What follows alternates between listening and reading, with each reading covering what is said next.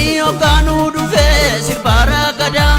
goonee nama boonsisu qabna amma qaanko sifan kabbadeen jedhama barattuu Dream Journalism Center and Media dha qophii ayyaana du'aa ka'uu kan bara 2016 sababeeffachuudhaan qophiilee addaa bashannansiisaa barsaa ta'an Prime Media irratti isiniif qabannee dhufaa jirra guyyaa ayyaana qophii bareedaaf miidhagaan waliin dabarsaa daawwadhaa nu eegaas bagattiin singee bagattiin nugee an sanyii cannaqaati barataa Dream Journalism Center and Media guyyaa ayyaana du'aa ka'uu gooftaa Yesuus Kiristoos sagantaa bashannansiisaa fi barsiisaa qabanneetti isinii dhiyaanneedha yeroo ayyaana karaa Prime Media nu eeggadha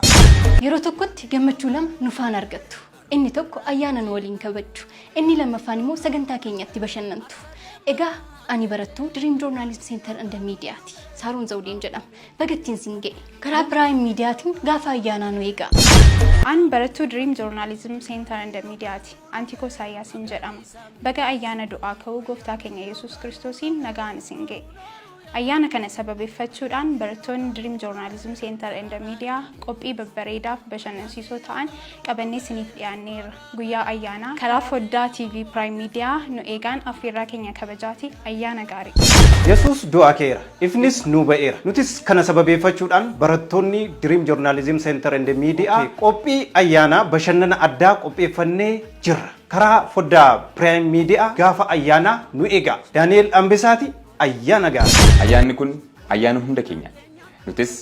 hunda keessan bashannansiisuudhaaf qophii addaati karaa Prime Media qabannee isiniif dhufaa jira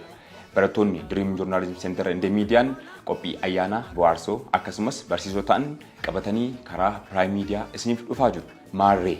isinis filannoo keessan jalqabaa Prime Media godhadhaa isin jecha ayyaana gaarii ayyaana nagaa isiniif haa ta'u jechuudha guyyoonni guyyaan darbaniiru barris baraan wal jijjiiree jira ayyaanni du'aa ka'uu gooftaa keenya Yesuus Kiristoos kabara 2016 kabajamutti jira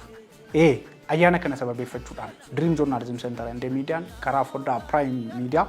sagantaa bashannana addaa barattoota isaa wajjin qabatee isiniif dhufee jira egaa filannoo keessan jalqabaa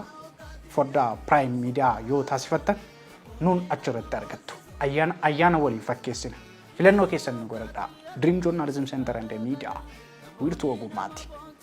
ayyaana gaarii ayyaanni yookaan dhufe sirbaara gadaa goonee nama boonsisu